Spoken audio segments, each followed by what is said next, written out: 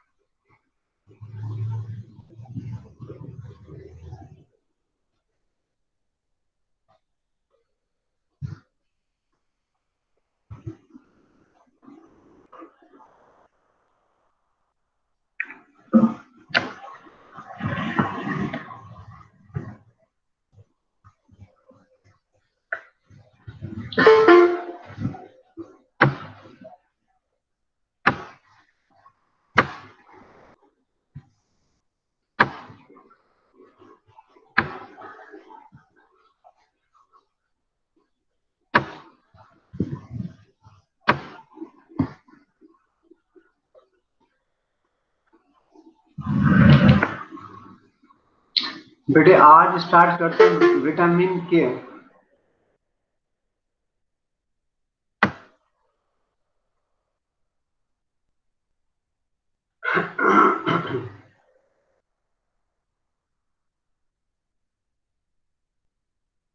So regarding vitamin K, depending upon the source of this vitamin, it has two forms. Depending upon the source of this vitamin, it has two forms.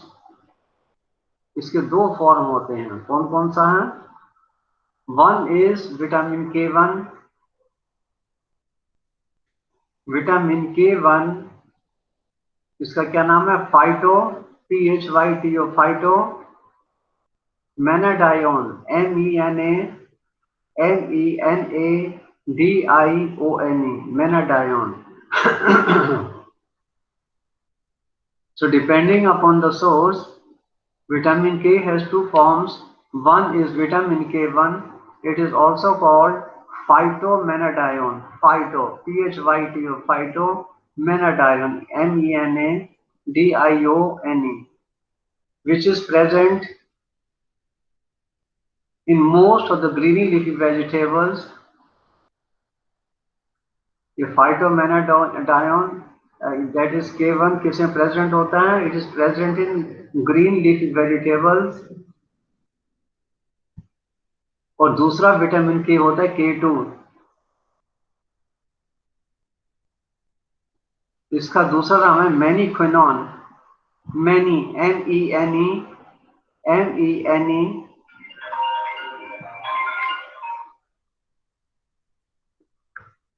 बेटा एक second.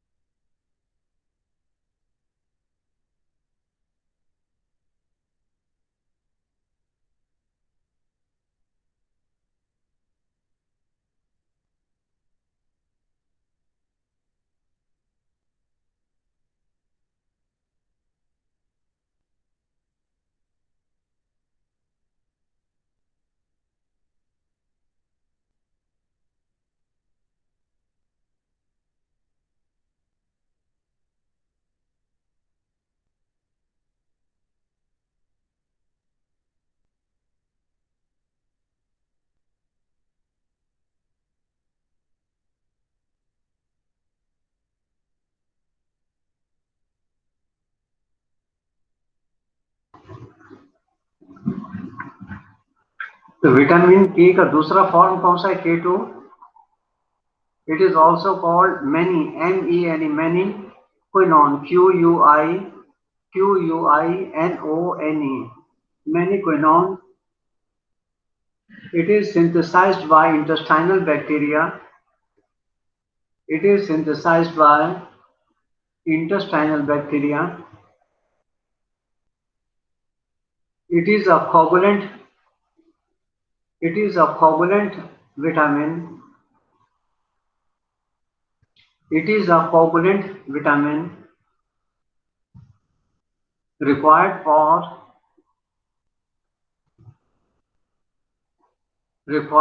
synthesis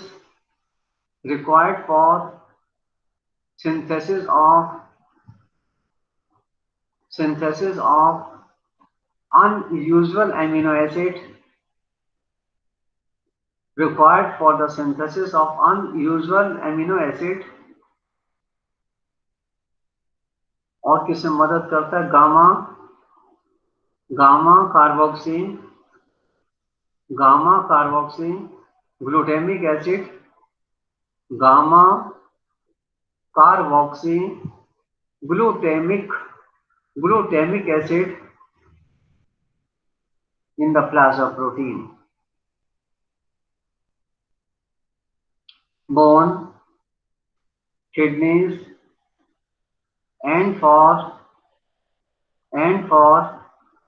synthesis of precursors,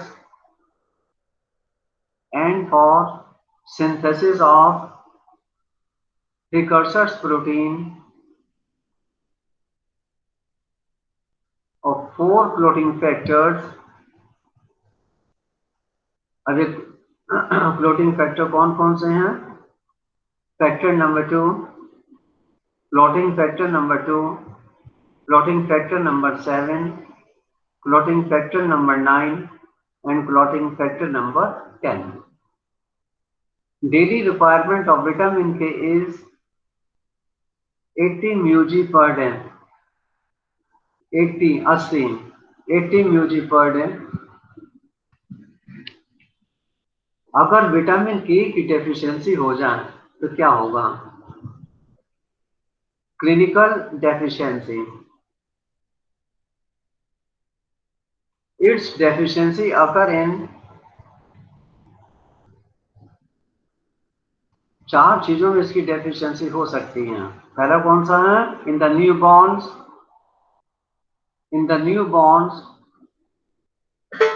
primary deficiency can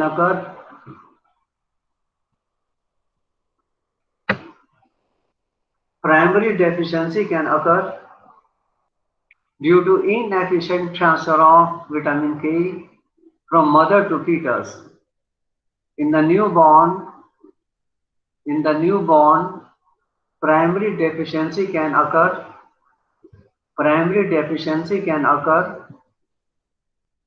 due to inefficient transfer of vitamin K from mother to fetus. Second is obstructive jaundice.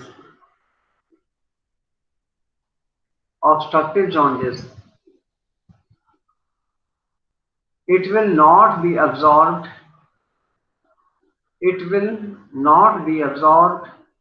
in obstructive jaundice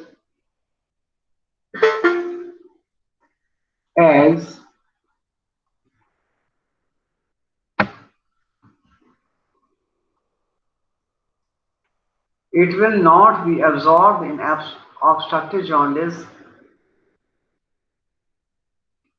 it is a fat soluble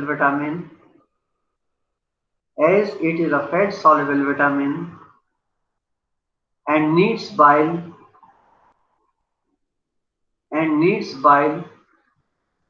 for its absorption through the intestine. It will not be absorbed in obstructive jaundice as it is a fat soluble vitamin and needs bile for its absorption through intestine. Third is anticoagulant therapy.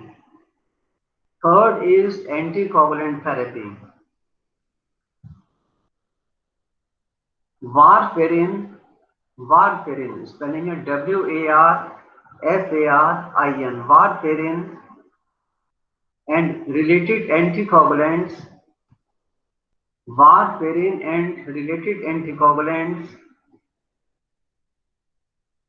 Act by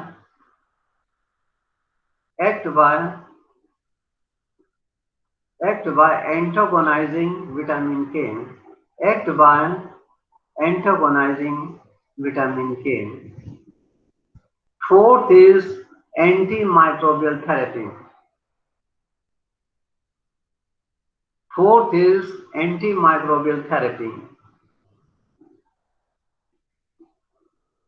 Prolonged use of antimicrobial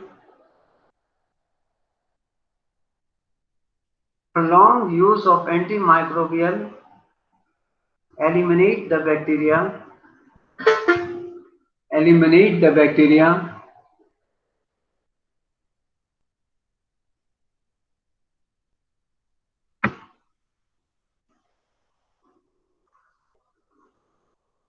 Prolonged use of antimicrobial agents eliminate the bacteria which are an important source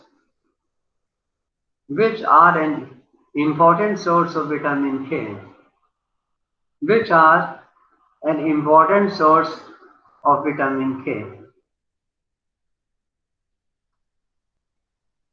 अब vitamin के की deficiency से होता क्या है? Deficiency में vitamin के का डेफिशिएंसी होगा तो क्या होगा? सबसे इंपॉर्टेंट चीज क्या याद रखनी है? ये दो फॉर्म में होता है, विटामिन K1 और दूसरा K2. K1 कहां से मिलेगा? From green leafy vegetables. और विटामिन K2 कहां बनता है? इंटेस्टाइन में, इंटेस्टाइनल फ्लोरा इसको बनाता है. डेफिशिएंसी इन द न्यूबॉर्न क्या करेगा? ये हेमरेजिक डिजीज जरा सा कहीं कोई दिक्कत हुई तुरंत वहां से ब्लड निकलना शुरू हो जाता है। क्या बोलेंगे उसको? Haemorrhagic disease. HAEMORRHAGIC, haemorrhagic disease. और एडल्ट में क्या करेगा? In adult coagulation disorder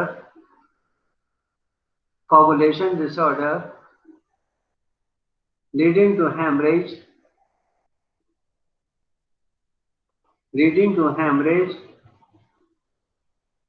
routine determination of the routine determination of the prothrombin time is necessary to detect its deficiency.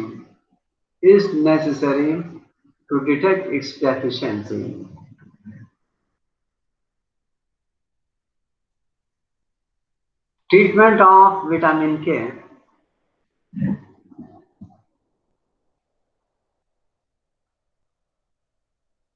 Subjects with prothrombin time below 70%. Subjects with prothrombin time below 70% should receive treatment with vitamin K before any surgical procedure. कोई भी operation करने से पहले, है ना, prothrombin time अगर 70% से कम है तो हमें क्या अलग से विटामिन के देना पड़ेगा। तो subjects with prothrombin time below 70% should receive the treatment with vitamin के बिफोर एनी सर्जिकल प्रोसीजर और डिलीवरी। कैसे देते हैं? पेरेंट्रली। टेबलेट फॉर्म में ना देखिए, उसको कैसे देंगे? Injectable, parenterally. So it is given पेरेंट्रली।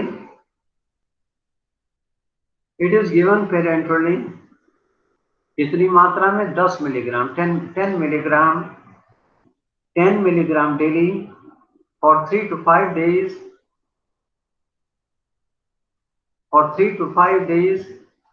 till prothrombin time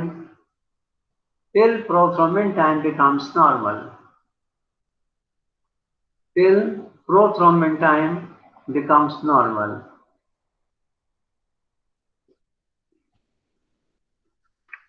It is also given in liver disease. Or hepatic failure with coagulation disturbances. It is given in liver disease or hepatic failure with coagulation disturbances. So this is all about the vitamin K. The next fat soluble vitamin is, and it is very important, कौन सा है ये? Vitamin D. Which vitamin? That is vitamin D.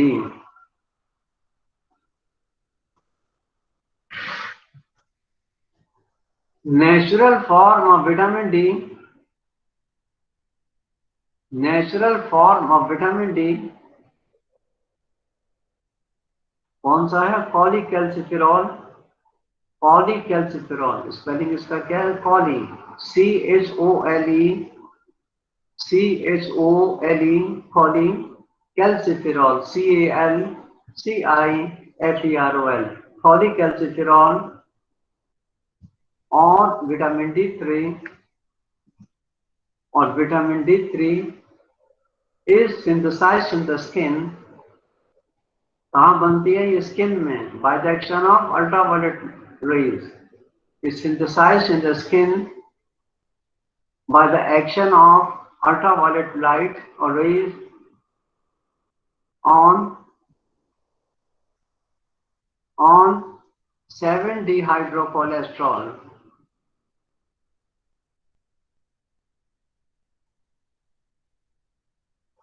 Ultraviolet light जब 7-dehydrocholesterol पे पड़ेगा वो किसमें convert हो जाएगा? पॉलीकैल्सिफेरॉल और vitamin D3।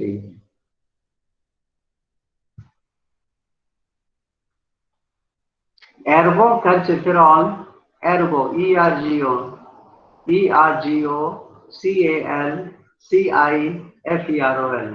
ergocalciferol, a non-natural form of vitamin D, a non-natural form of vitamin D is also synthesized in plants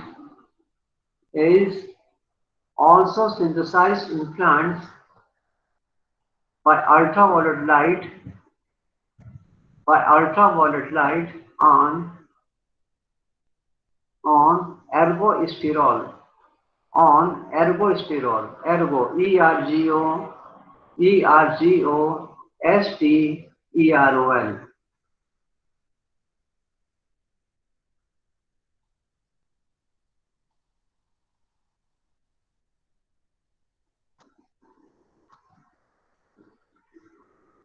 Cholecalciferol is inactive.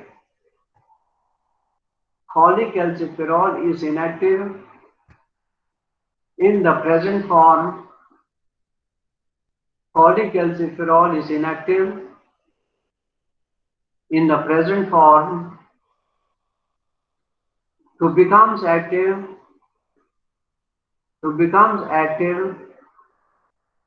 it has to undergo. To become active, it has to undergo hydroxylation, hydroxy, hydroxylation, LATIN. So it has to undergo hydroxylation twice, first in the liver and then in the kidney. पहला hydroxylation कहाँ होगा? Liver में होगा और दूसरा कहाँ पर होगा? In the kidney.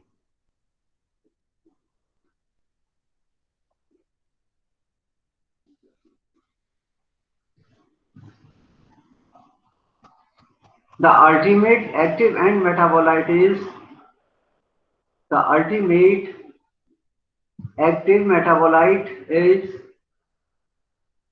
1 to 5 dihydroxy cholecalciferol, CHOLECalciferol.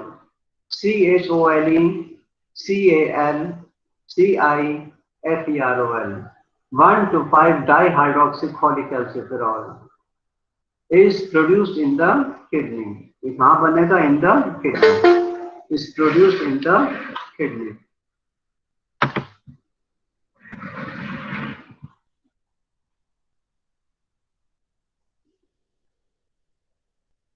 The vitamin D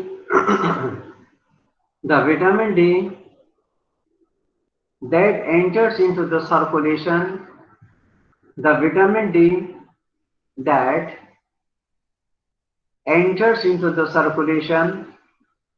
for hydroxylation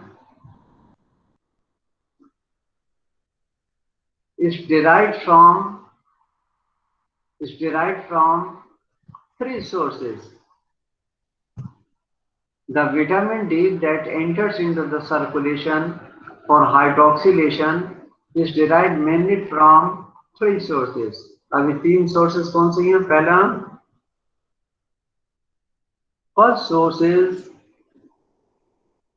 vitamin D absorbed through intestine from the diet. Vitamin D is absorbed through the intestine from the diet. Second, vitamin D is synthesized in the skin. Vitamin D is synthesized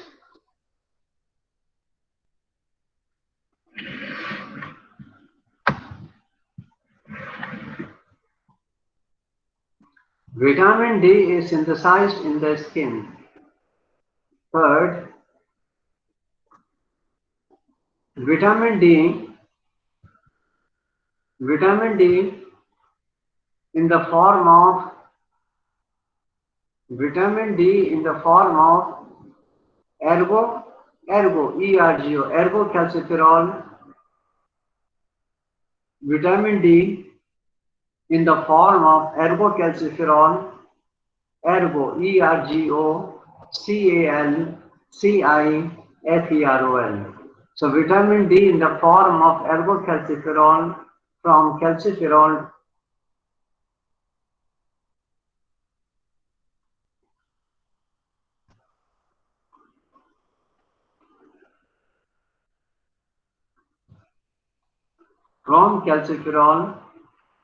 tablet or fortified milk, fortified, Fortified.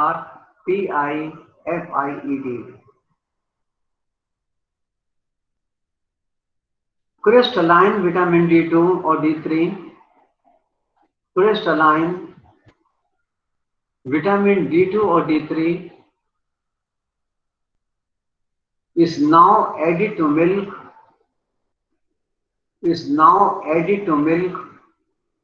and cereals in the USA to prevent rickets and osteomalacia.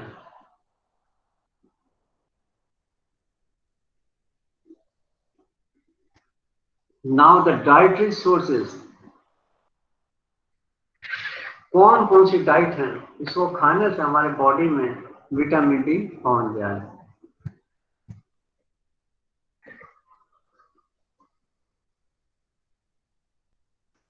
Main dietary sources of vitamin D are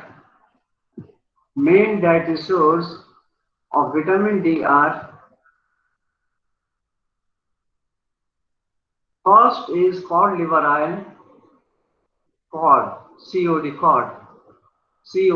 liver oil. दूसरा नाम इसका क्या है? Fish liver oil. Second fatty fish. Third,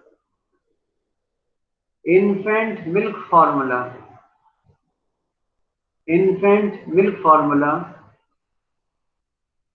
Next, egg, liver, etc.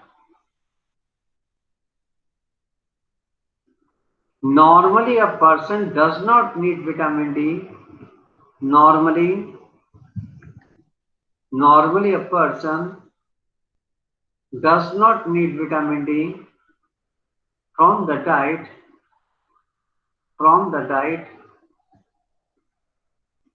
if one has sufficient exposure to skin to sunlight.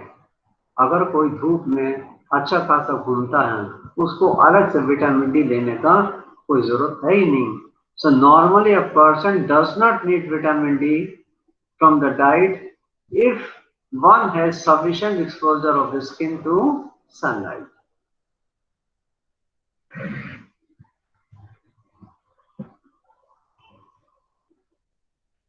Next is function of vitamin D. Function of vitamin D.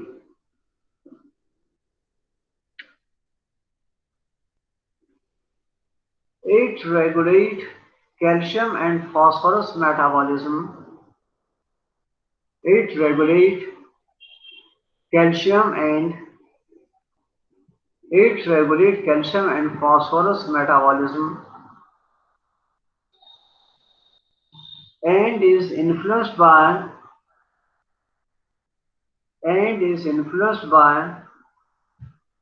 feedback system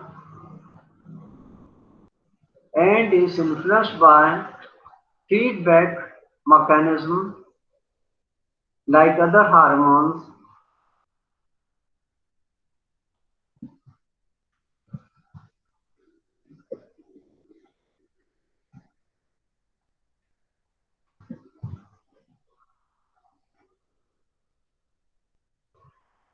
Vitamin D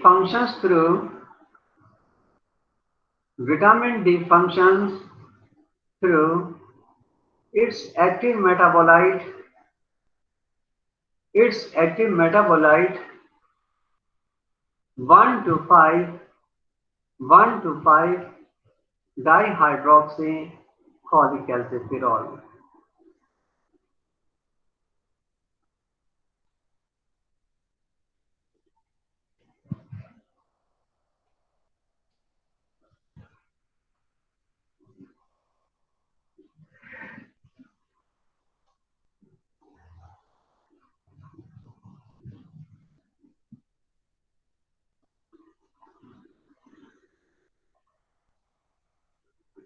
Now comes rickets and osteomalacia.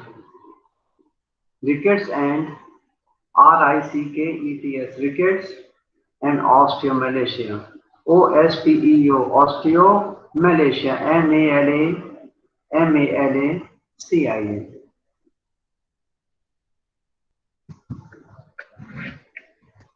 Both are metabolic bone disease. Both are metabolic bone disease produced due to the deficiency of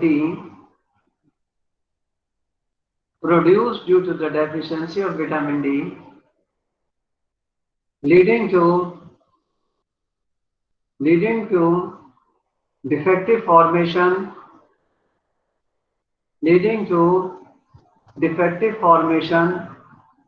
and mineralization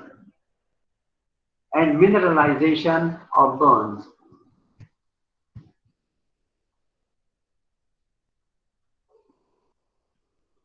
The causes of rickets and osteomalacia. The causes of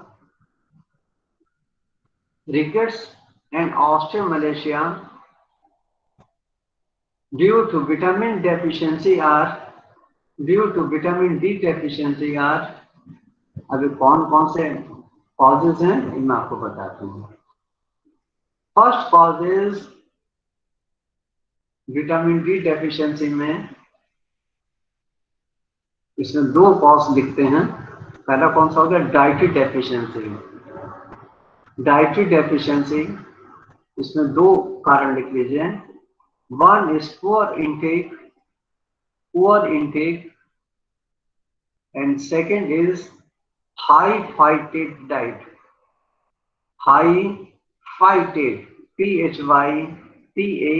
PHYTATE, high phytate in diet. एक इसमें आ गया dietary deficiency. Second, deficient synthesis through the skin. Deficient synthesis through the skin. इसमें लिख लीजिए inadequate sunlight exposure.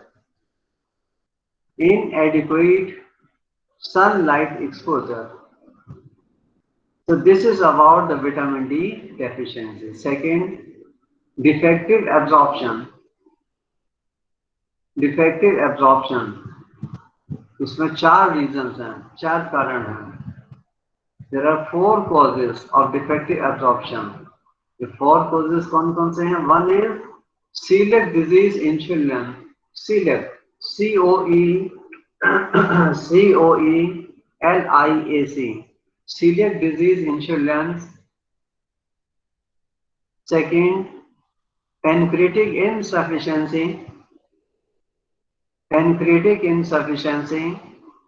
Third, biliary tract obstruction.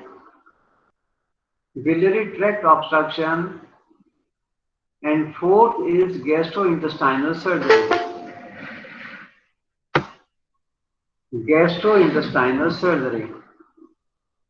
तो defective absorption में चार कारण क्या हैं? celiac disease in children. Second, pancreatic insufficiency.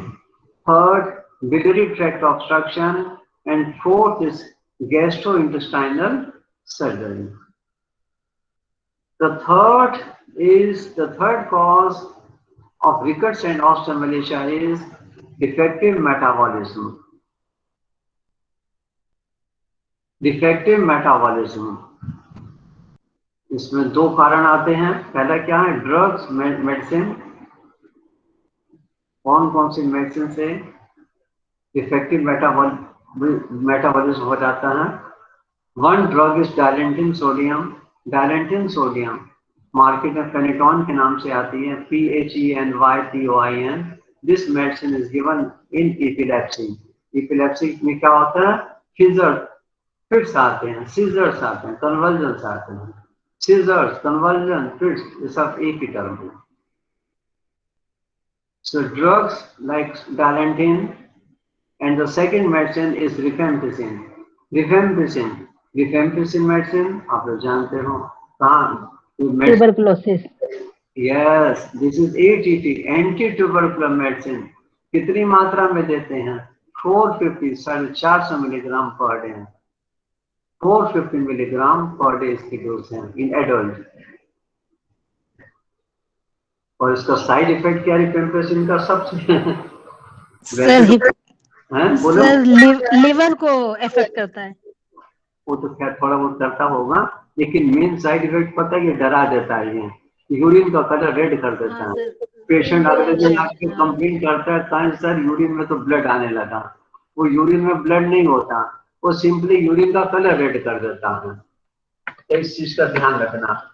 कभी किसी को ATT मेडिसिन लिखो और उसको पहले ही बता दो, भैया इस दवा को खाने से थोड़ा यूरिन का कलर रेड हो जाएगा, परेशान कतई नहीं होना। जब मरीज को पहले ही पता चल जाता है कि दिक्कत आनी है, तो ना वो खुद टेंशन में आएगा, ना आपको टेंशन देगा। Rifampicin. So in defective metabolism आपने लिखा ड्रग्स, दो मेडिसिन आ गए, Dilantin sodium, and second is rifampicin. Second is chronic renal failure. Chronic renal failure.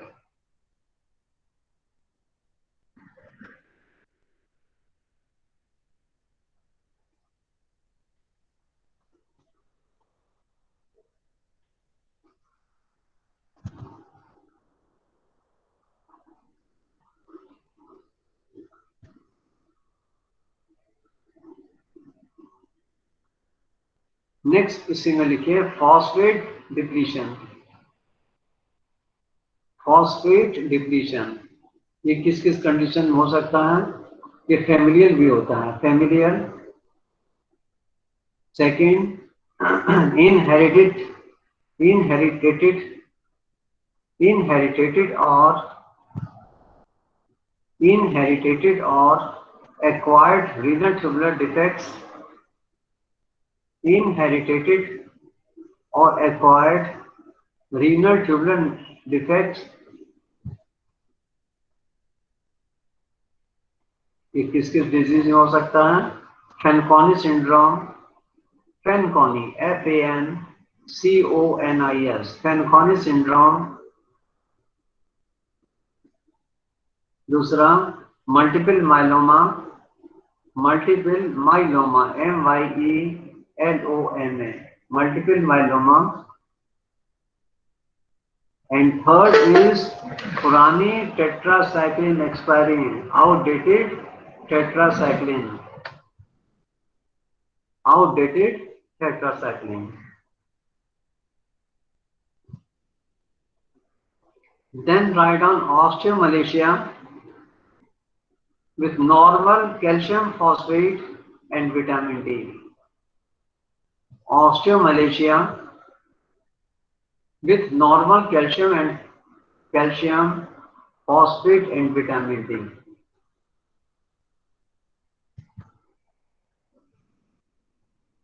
इसमें 3 रीजंस लिखने हैं। पहला कौन सा होगा?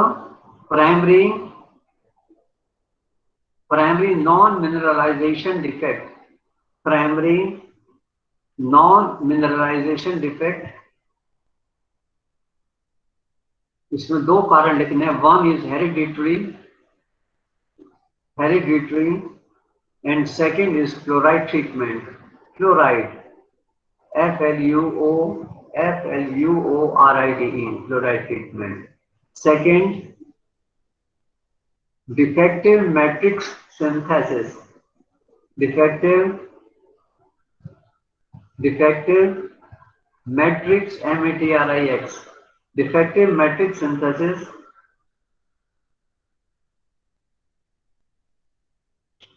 इसमें लिख लीजिए fibrogenesis imperfecta, fibro FIBRO, fibrogenesis GENESIS, fibrogenesis imperfecta, IMPERFECTA.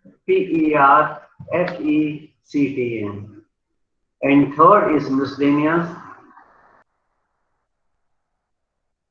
aluminium bond disease, aluminium bond disease.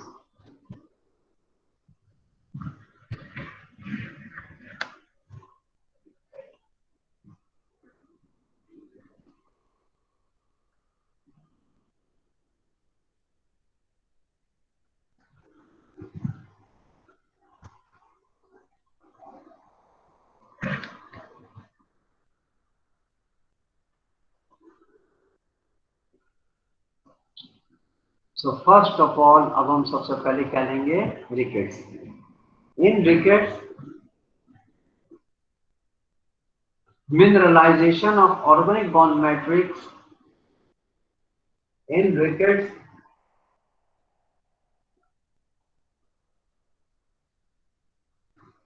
mineralization of organic bone matrix in growing children is defective.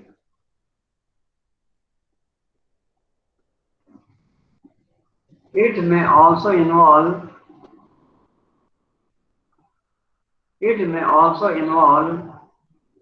cartilaginous matrix. It may also involve cartilaginous matrix of growing and plates of the bones, of growing and plates of the bones. अब इसमें आता है rickets में clinical features क्या होते हैं, clinical feature.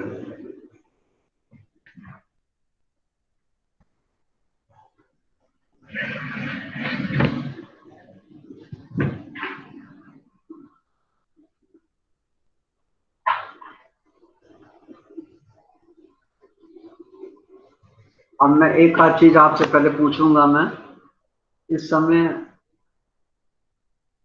जैसे lockdown चल रहा है, सब घर में बैठे हैं, है ना, और घर के बाहर अधिकतर हम लोग तो निकले ही नहीं। तो बच्चों में सबसे ज्यादा कौन सी डिजीज डेवलप होने के चांसेस रहते हैं? ऑस्टियोमिलेसिया है? विटामिन डी की कमी वाली डिसीजेस। हाँ, बच्चों में क्या होगा, रिकेट्स हो जाता है। अच्छा, रिकेट्स में देखो लिख के तो हम लोग डिजिटल तो है नहीं कि बच्चे के ऊपर तो लिख के आ जाएगा I am suffering from rickets, है ना। तो पेरेंट्स क्या प्रॉब्लम लेके आएंगे बेटे आपके पास? डायग्नोसिस तो हम लोग करेंगे ना सब, हम आप दोनों मिलके कि इसके रिकेट्स हैं। वो कंप्लेन क्या सिम्टम लेके आएंगे दिमाग में? सोच के आधा मिनट टाइम दे रहा हूं मैं।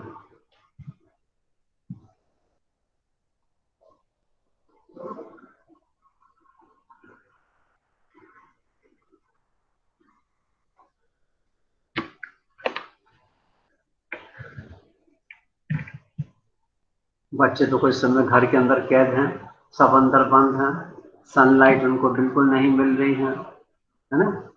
तो पेरेंट्स अधिकतर छोटे बच्चों को क्या लेके आते हैं, उनके नी जॉइंट में दिक्कत आ जाती है। मैंने तो थोड़ा हिंट दे दी है।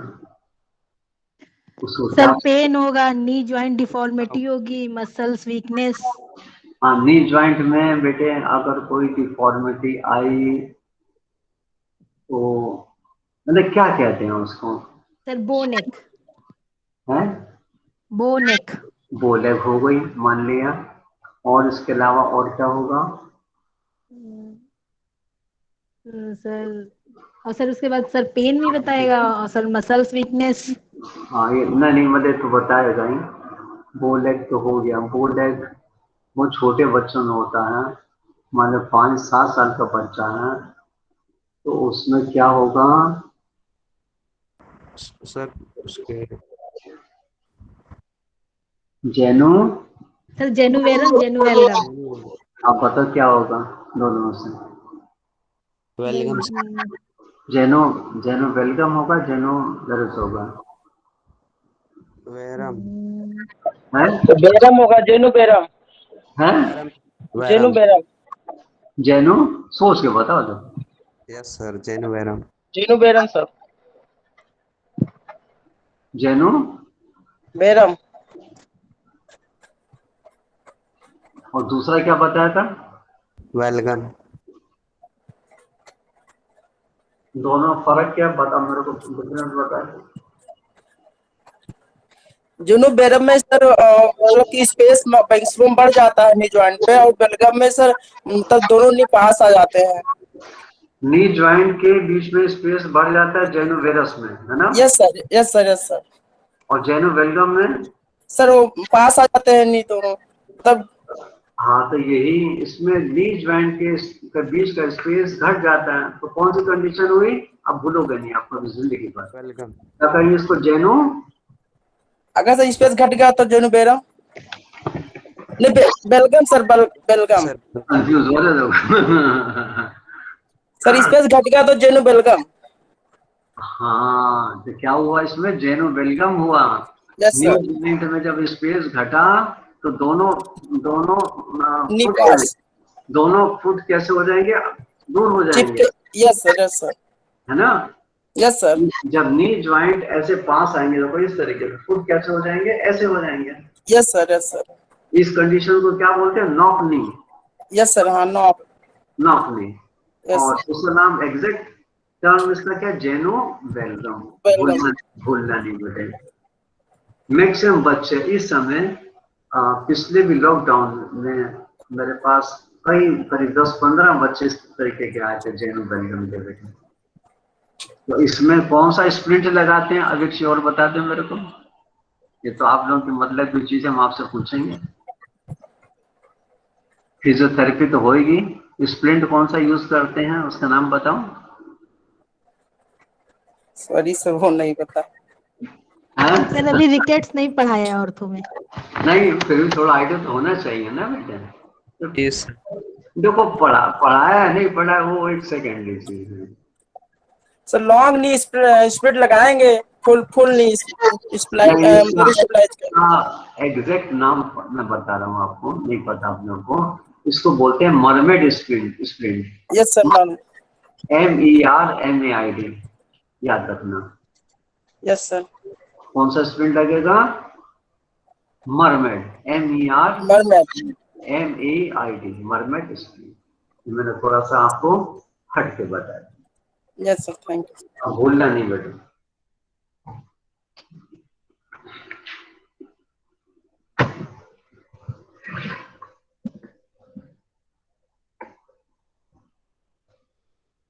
Clinical features of rickets. Clinical features of rickets are due to bony deformities. Clinical features of rickets are due to bony deformities,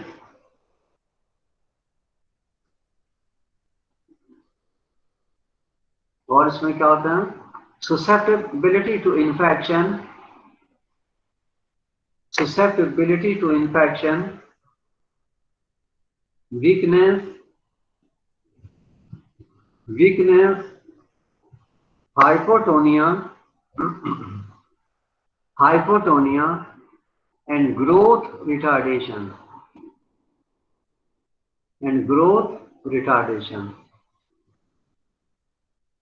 लेकिन लॉकडाउन में एक चीज ये तो देखो, विटामिन डी की कमी हो गई, बो लेग हो गया, जेनोबेलगम हो गया, इतनी सारी प्रॉब्लम्स आई, है ना? और बड़े लोगों में ऑस्टियोपोरोसिस होने के चांसेस अधिक रहते हैं। लेकिन इसमें फायदा क्या हुआ? जरा एक बेनिफिट बता दो हम। बेनिफिट में तो पता होना चाहिए ना। सर लंग्स डिसीज कम होंगी, सीओपीडी वगैरह हाँ सर, क्योंकि बाहर नहीं जाएंगे तो पोल्यूशन से बचेंगे। ये बड़ा एक, चलिए आपने नई चीज बता दी। और दूसरा काले लोग क्या हो जाएंगे? जिनका सर कलर लोग सर जिनका लोग और सर वो काले भी नहीं होंगे ना, सन टैन नहीं होगा। जिनका कलर डार्क है वो क्या हो जाएंगे? गोरे हो जाएंगे।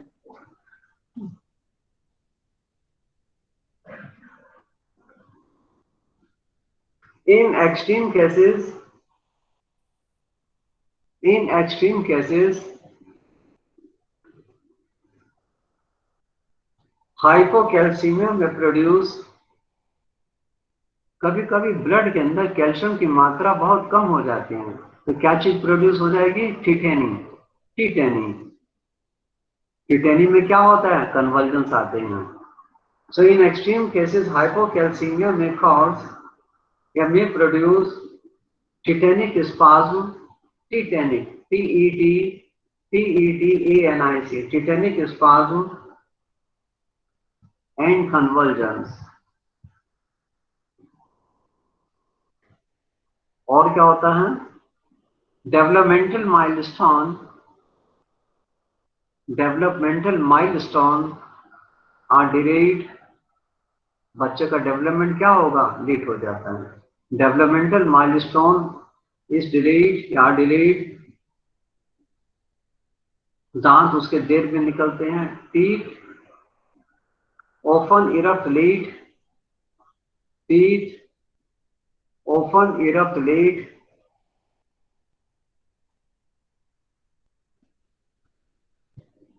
There is failure to sit, आसानी से बैठ नहीं पाते हैं। There is failure to sit, crawl, CRAWL, crawl, stand and walk at the normal ages. The bony changes in the rickets are, अब रिकेट्स में बोनी चेंजेस क्या क्या आती हैं? ये बड़ी इंपॉर्टेंट चेंजेस बता रहा हूं। थोड़ा सा मैंने ज्यादा डीप इसलिए ले लिया क्योंकि आप बीपीटी के हैं, है ना, आपको ये पता होना जरूरी है। So bony changes in rickets, पहला चेंज क्या आता है? Craniotabes. Cranio, CRANIO, craniotabes, TABES, cranio tapes.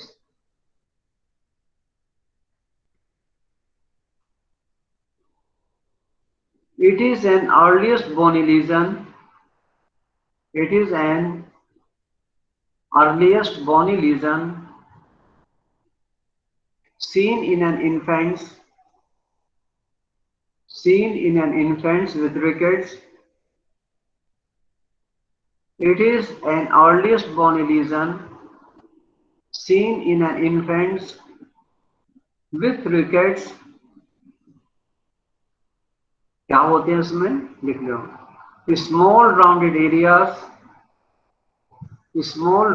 areas in the membranous bones of the skull. Small rounded areas in the membranous bones of the skull which yield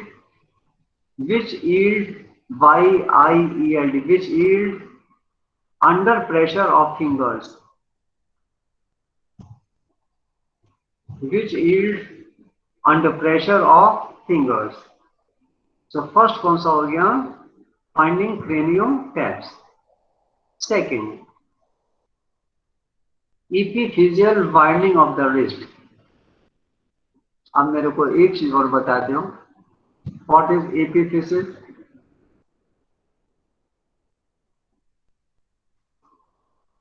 epiphysis क्या चीज होती है बेटे? Bone marrow sir. epiphysis बेटे आप देखो university के हो बेटे, ये और कहीं साई माई के बच्चे कहते हैं तो बेटे मान चल जाता, लेकिन आप कहेंगे तो बेटे सर लॉन्ग बोन के एंड पर पाई जाती है एपिफाइसिस। हाँ, एपिफिसिस। देखो एक चीज बताऊँ मैं आपको, शायद फिजियोलॉजी में मैंने आपको पढ़ाया था फर्स्ट ईयर में, जैसे कुछ बच्चों की हाइट कम होती है तो उनके पेरेंट्स आते हैं, तो सर कोई ऐसा इंजेक्शन लगा दीजिए जिससे उसका हाइट बढ़ जाए, है ना। तो उनके वाक्य में बड़ा अच्छा हाइट बढ़ता है। तो उसमें सबसे पहले ये देखते हैं, रिस्ट जॉइंट का एक्सरे करा के देखते हैं। अब रिस्ट जॉइंट का एक्सरे करा के, लेफ्ट रिस्ट जॉइंट का एक्सरे कराते हैं ईपीजी। इसमें क्या देखते हैं, ईपीफिसिस, यानी बोन का रेडियस का लोअर एंड लेफ्ट से यूनाइट तो नहीं हो गया। अगर यूनाइट हो गया है, यूनाइट नहीं हुआ है, उस समय अगर हम इंजेक्शन लगाएंगे तो बच्चे की हाइट बड़ी अच्छी निकल जाती है। लेकिन अगर ईपीफिसिस शेफ्ट ऑफ द बॉडी से, शेफ्ट ऑफ द बोन से यूनाइट हो जाता है। अनिल बंद करो। हेलो भाजपा जी, नमस्ते। हाँ बस फाइन, भाजपा जी इसलिए फोन किया था हमने, कहा आपसे पूछे क्या स्थिति है। अच्छा अच्छा, हाँ कुछ सही, ठीक है, अभी कोई रिस्क नहीं है। Thank you Bhajpa.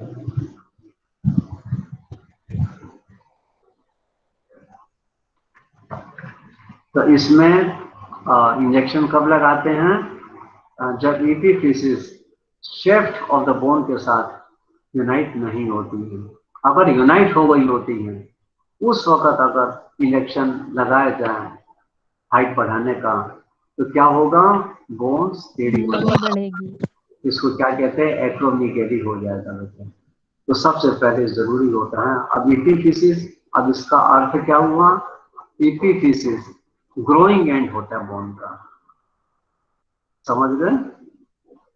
अब भूलोगे तो नहीं, पढ़ना आज इसको ईपीफिसिस। So second is epiphyseal widening of the wrist, epiphyseal, EPI, PHY, SEAL, epiphyseal widening, widening माने widening किसे कहते हैं, गैप बढ़ जाना। epiphyseal widening of the wrist, lower end of the radius. Third, rickety rosary. Rickety rosary. Rickety rosary में क्या होता है ना, beading of, beading, BEADING, beading of costochondral junction of the ribs.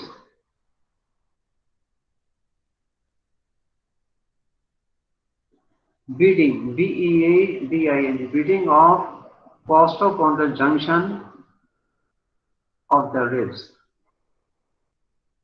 ये डायग्राम में आपको दिखाता हूं कि क्या चीज होती है।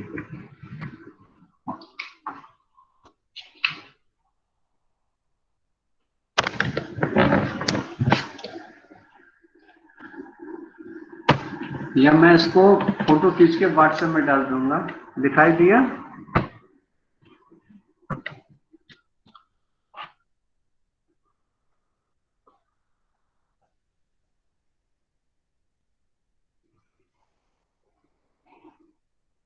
दिखाई दिया बेटा, हेलो। यस सर दिखाई दे रहा। अब देखो, यस सर।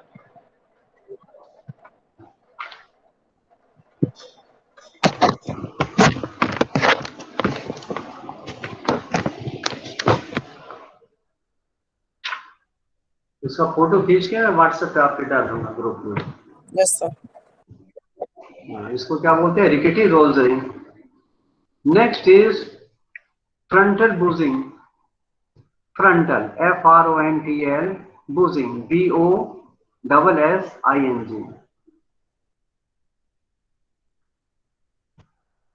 इसमें लिख लीजिए bossing of frontal and parietal bone. Bossing of BOSSING, bossing of frontal and parietal bones. Next Harrison sulcus. Harrison HARRISONS, Harrison sulcus SULCUS, Harrison sulcus. इसमें क्या होता है? Indentation of the lower ribs, indentation of the lower lips at the site of attachment of the diaphragm, at the site of the attachment of the diaphragm. Next bony deformity, kyphosis, ये तो पता ही होगा, some forward bending of the spine। क्या कहते हैं इसको? kyphosis, KYPHOSIS, kyphosis। Next knock knee, knock knee अभी बताया था, KNOCK, नॉक नी। नेक्स्ट अभी आप लोगों ने बताया था Boeing of legs, Boeing BOWING, Boeing of legs. And last is pelvic deformities. Thank you बेटे, गॉड ब्लेस यू बेटे, खुश रहिए। कल थर्सडे है, कल टाइम देना चाहेंगे 1 घंटा? Hello hello, yes sir. कल 1 घंटे का टाइम देना चाहेंगे आप? ठीक है सर। ठीक है, तो फिर बेटे यही 2 से 3 रख लेना। ओके बेटे, थैंक यू बेटे, गॉड ब्लेस यू बेटे, खुश रहो। Thank you sir. बाय।